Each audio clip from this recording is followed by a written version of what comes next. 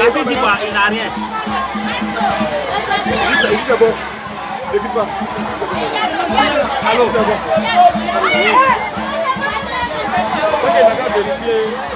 C'est le même signal que je t'envoie là, c'est ça qui est là.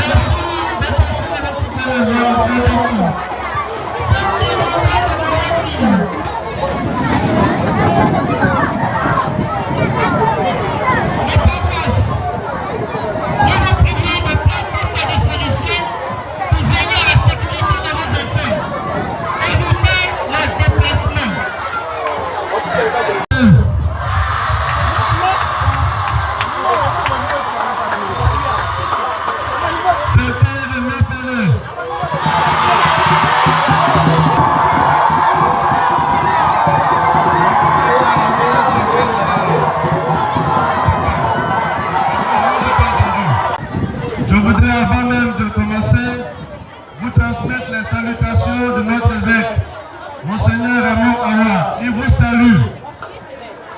Il vous souhaite la bienvenue à Assini.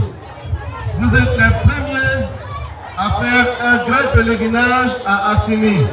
Tout comme Assini est le lieu où les premiers missionnaires sont arrivés pour la première fois en Côte d'Ivoire, vous êtes les premiers qui ouvraient la vague des pèlerinages ici à Assini et ça mérite des ovations pour vous.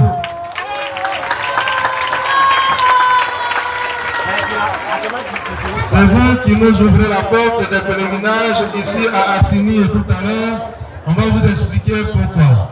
Alors nous sommes venus pour prier ensemble, pour vous-même, pour nos parents, pour nos familles, mais aussi pour les missionnaires, ceux qui sont arrivés ici et qui nous ont apporté la bonne nouvelle. C'est grâce à eux que nous connaissons Jésus-Christ. Et pour communier à ce Jésus-Christ, au début de cette célébration eucharistique, entrons à nous-mêmes et demandons pardon pour tous nos péchés.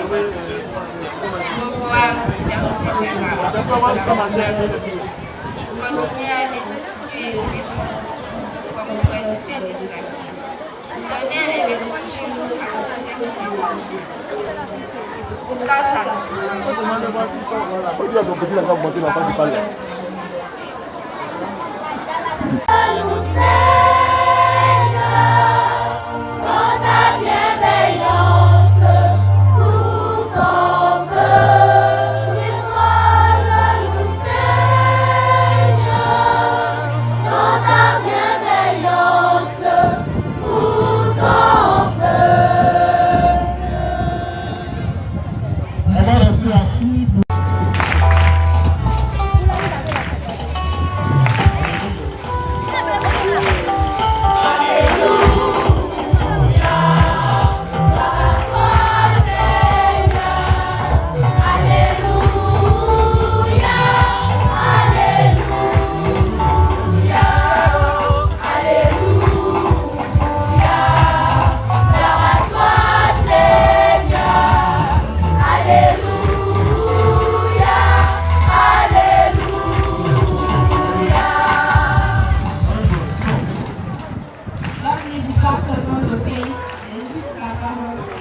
langue de la bouche de Dieu.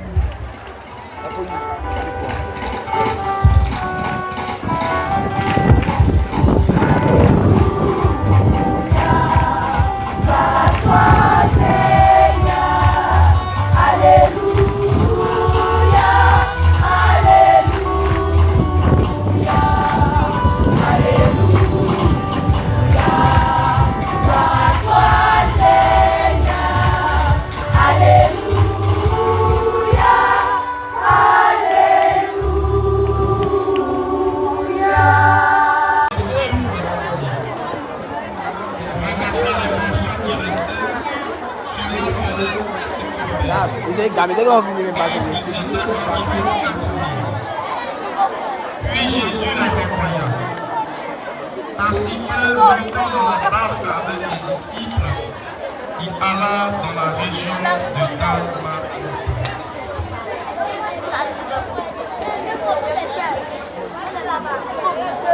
Acclamons la parole de Dieu.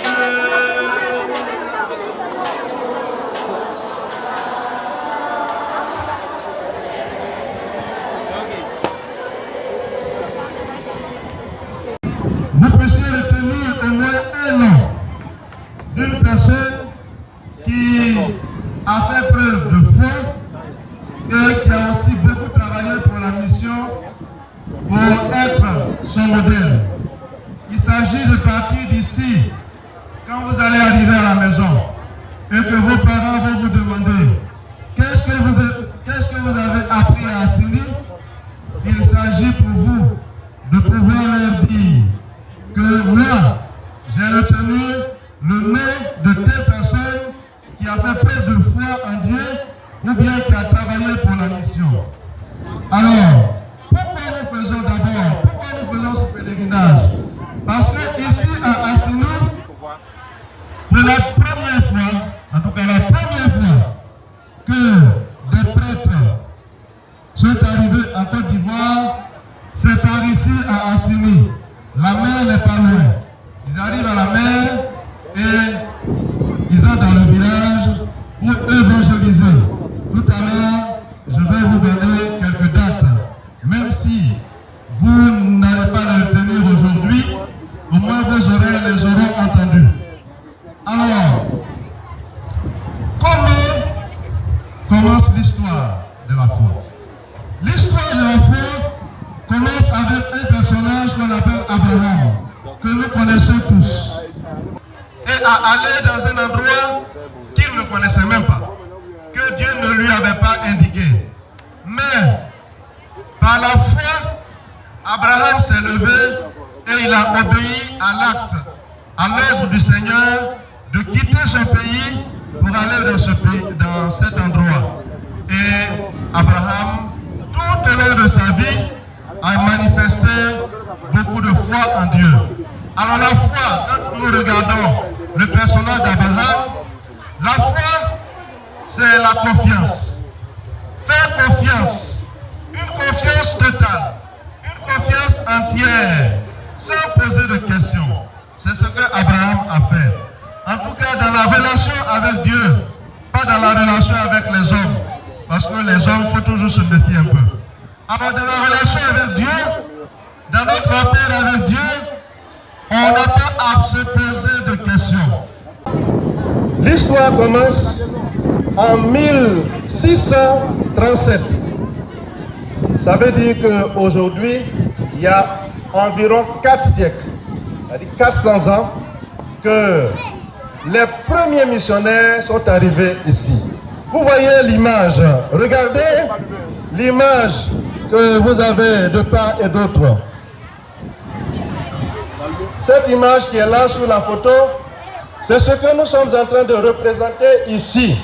C'est une stèle qui va représenter l'arrivée des premiers missionnaires en Côte d'Ivoire et ça a eu lieu à Assini. La première tentative s'est faite donc en 1637 et s'est arrêtée en 1639. Ça a duré 2 ans. Ce sont 5 pères capucins qui sont arrivés par la mer. Ils ont garé leur bateau ici à Assini et ils sont entrés dans le village qui n'était pas comme ça, comme nous avons aujourd'hui. Alors le premier pilier, vous voyez, il y a 3 piliers sur l'image. Le premier pilier symbolise l'arrivée de ces missionnaires, de ces premiers missionnaires en 1637. Ils étaient 5 capucins. Les capucins, ce sont des gens qui ont donné leur vie pour le Christ en suivant l'exemple de Saint François d'Assise. N'est-ce pas mon père, le franciscain? Alors ce sont les capucins. Ils sont venus ici, ils étaient 5 plus un prêtre diocésain. Quand ils sont arrivés, ils n'ont pas duré. Vous voyez comment il fait chaud à Assini? Il y avait trop de moustiques. Aujourd'hui même, les moustiques ont fui un peu à Assini. Ils ont fait quelques jours, il y a 4 qui sont morts. 4 sont morts. Il restait 2. Les 2 sont allés à Axim. Axim, c'est au Ghana. Quand vous regardez la lagune d'Assini, vous traversez, il y a la mer derrière la lagune. Quand vous traversez la mer, vous arrivez à un endroit, une ville du Ghana qu'on appelle Axim. Il y a un fort. Un fort, c'est un lieu où, au temps des colons, ils garaient les bateaux, où ils avaient de grandes maisons, et ils accostaient, ils arrivaient, et ils se dispersaient sur le territoire. Alors, les 2 ont fui pour aller à Axim, et là-bas, ils ont bien travaillé, ils ne sont pas morts. Mais il y a 4 qui sont morts ici, les 4 capucins. Ensuite, 50 ans après, c'est-à-dire en 1687, 50 ans après, un autre groupe est venu. Ce sont les pères dominicains. Les pères dominicains, ce sont des pères qui vivent l'exemple d'un saint qu'on appelle Dominique, Saint Dominique. Il n'y en a pas dans notre diocèse, mais ils sont ici en Côte d'Ivoire aussi, à Abidjan. Alors, ils sont venus ici, ils étaient au nombre de 2, ils sont morts très vite, parce que les conditions climatiques n'étaient pas réunies. Et c'est leur étape qui est représentée par le deuxième pilier. Le deuxième pilier, c'est le pilier des pères dominicains qui sont arrivés à Assini en 1687, qui sont morts. Ils n'ont pas pu évangéliser donc ici les gens de Assini. La troisième étape date de 1844. En 1844, comme les pères sont venus et ça n'a pas marché, cette fois-ci c'est un évêque qui va venir. Alors il y a un évêque américain qui vient avec ses prêtres pour évangéliser à Assini. Ils arrivent et eux aussi, leur travail va se solder par un échec. Eux, ils vont, voyant venir la mort, ils sont allés ailleurs et ils ne sont pas morts ici. Alors c'est le troisième pilier. Le troisième pilier. Donc il y a 3 piliers. Et l'histoire de l'évangélisation qui ne s'est pas arrêtée jusqu'à aujourd'hui date de 1895 avec les pères des missions africaines à Bassam. Et la croix symbolise cette période de l'histoire qui date de 1895 jusqu'à nos jours. Et donc c'est une stèle à l'honneur des premiers missionnaires qui sont passés ici. Alors retenez que il y a eu d'abord Assini avant Bassam.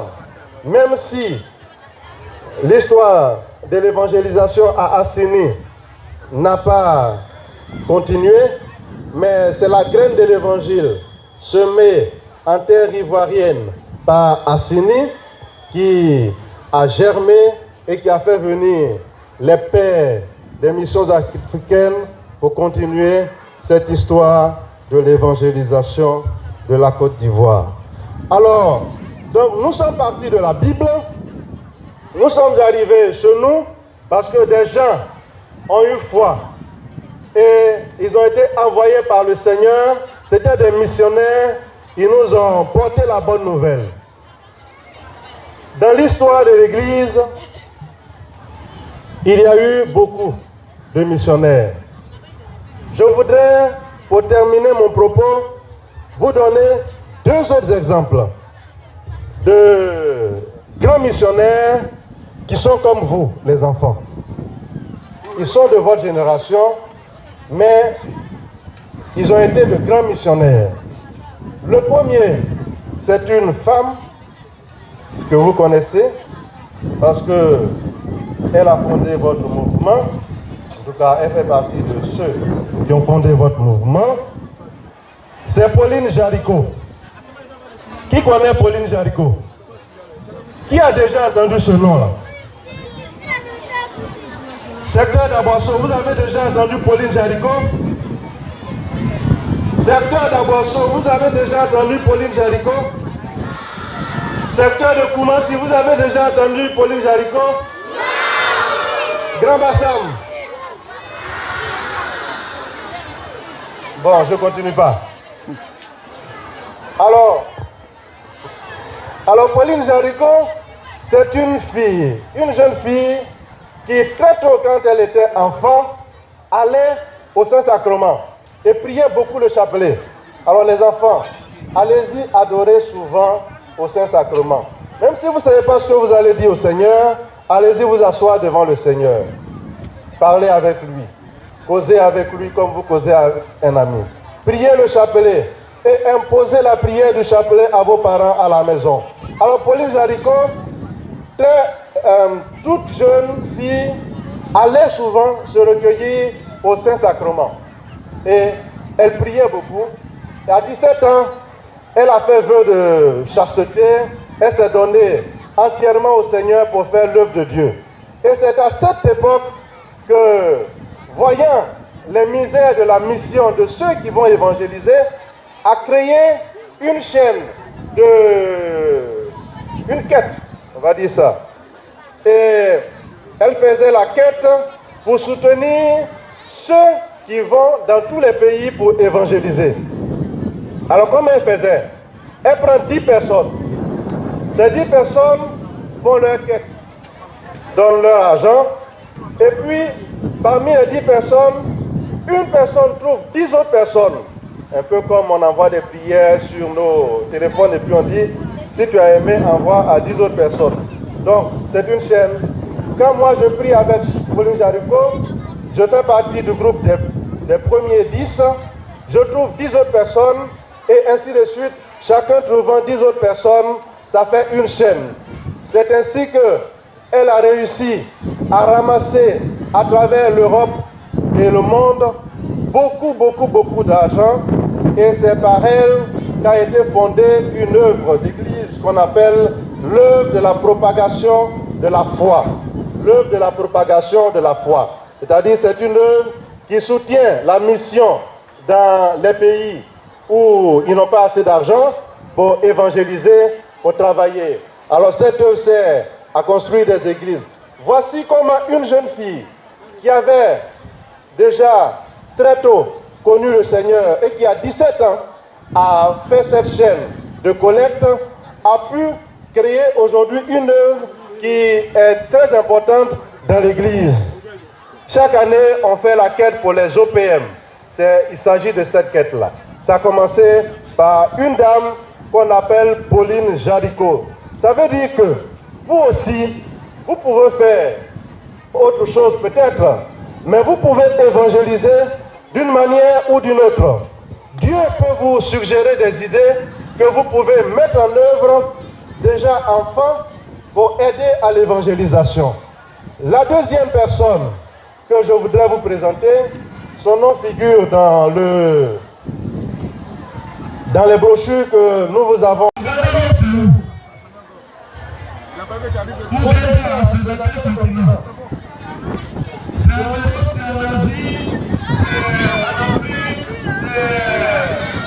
L'Occitanie, c'est où? C'est en Afrique, voilà. Donc, il y a des parties aussi. En Afrique. Alors, en Ouganda, quand les missionnaires sont allés pour évangéliser, il y a eu des chrétiens. Et ces chrétiens, parmi ces chrétiens, Beaucoup travaillaient à la cour du roi. Je vais simplifier l'histoire.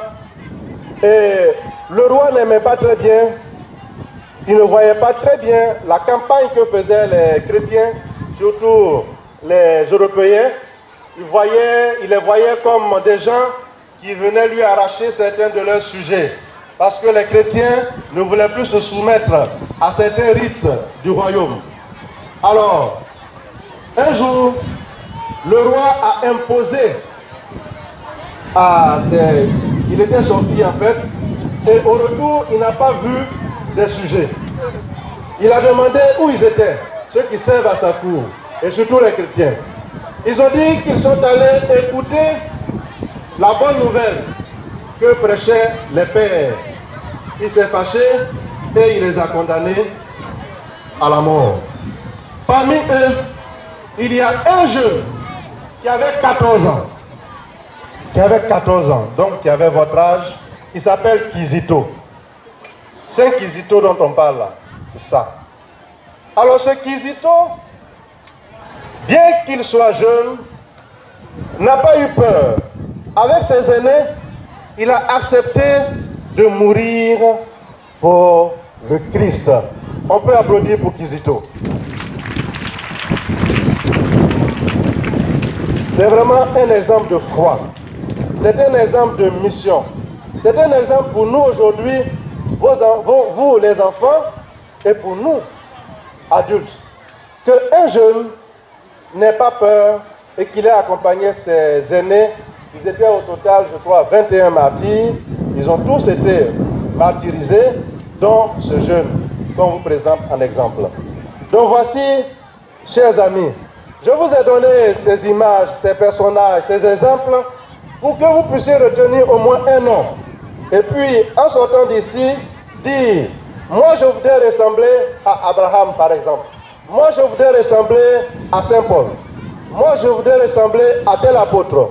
Moi je voudrais ressembler à Pauline Jaricot. Moi je voudrais ressembler à Kizito. Alors nous attendons les Kizito ivoiriens parmi vous. Nous attendons les Pauline Jaricot parmi vous. Nous attendons les Paul parmi vous. Que Dieu vous bénisse.